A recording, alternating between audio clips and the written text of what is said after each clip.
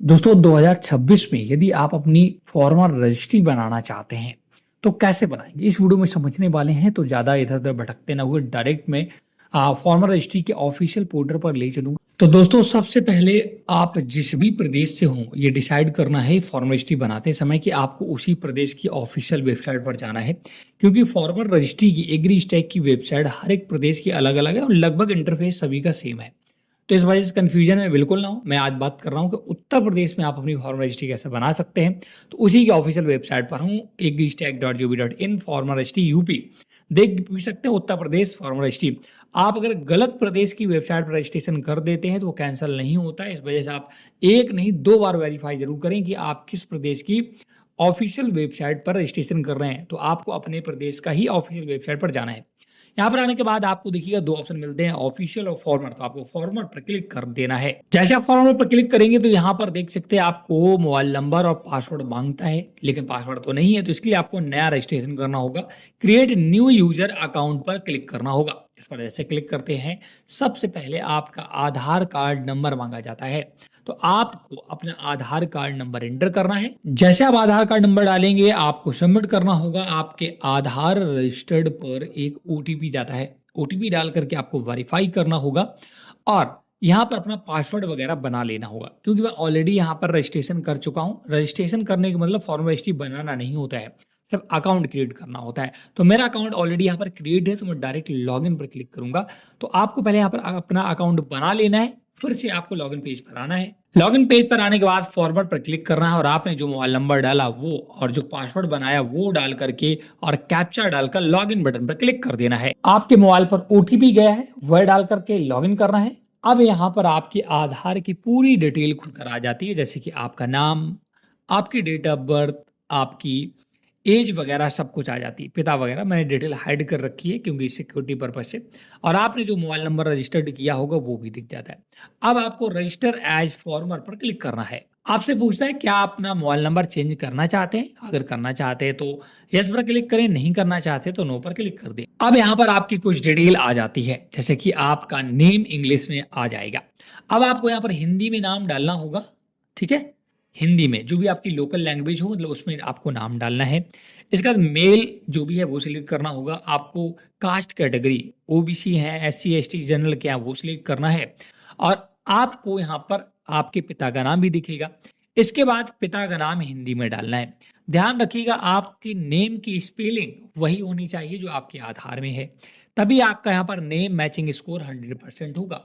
अगर आपका name matching score 100 से कम है तो आपको दिक्कतों का सामना करना पड़ सकता है, ठीक है ना।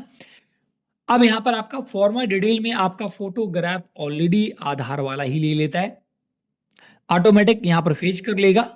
आपको नीचे आना है। रेसिडेंशियल डिटेल में आपको अपना इंग्लिश में एड्रेस पूरा एंटर कर देना है। वहीं लोकल लैंग्वेज हिंदी इंग्लिश जो भी हो वो आपको अपनी लोकल लैंग्वेज में एड्रेस डालना है। इसके बाद अगर आप लेटेस्ट अपना एड्रेस डालना चाहते हैं तो यहाँ पर क्लिक करके उसे लेटेस्ट एड्रेस भी डाल सकते हैं। अब आपको लैंड ऑनरशिप डिटेल में यहाँ पर क्लिक करना और ऑनर पर क्लिक कर देना है। ऑनर पर क्लिक करने के बाद ऑक्यूपेशन में एग्रीकल्चर लैंड ऑनिंग फार्मर दोनों सिलेक्ट हो जाएंगे।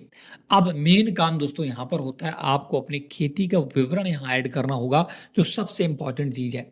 आपको सबसे पहले आपकी जितनी भी खेती है ना सभी के खसरा खतौनी निकाल कर रखने हैं। खेती की डिटेल जिसमें होती है, अगर आपका एक गाटा संख्या है तो एक, दो है तो दो, तीन है तो तीन, जितनी भी गाटा संख्या है सभी की डिटेल पहले से रखनी है। इसके बाद अब आपको फेस लैंड डिटेल पर क्लिक करना होगा। इस पर जैसे क्लिक करेंगे तो आपको अपना डिस्ट्रिक्ट, सब डिस्ट्रिक्ट और विलेज जो जहां पर भी आपकी जमीन है उस जमीन की हर एक गाटा संख्या की, अगर अलग गांव में जमीनें हैं ना आपकी, एक गांव में इधर है एक दूसरे गांव में, तो उन सभी की डिटेल बारी बारी से ऐड करनी होगी। आपको ध्यान रखना कि सभी गाटा संख्या ऐड करने हैं।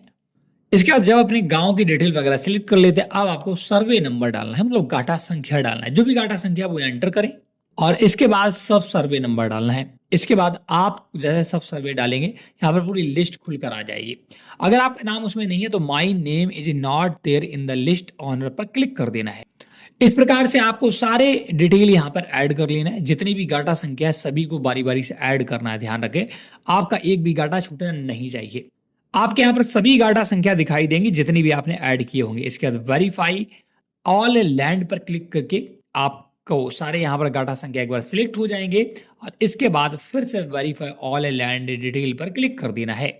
जैसा उस पर क्लिक करेंगे तो आपका टोटल जितनी भी जमीन होगी, टोटल लैंड एरिया यहाँ पर शो करेगा।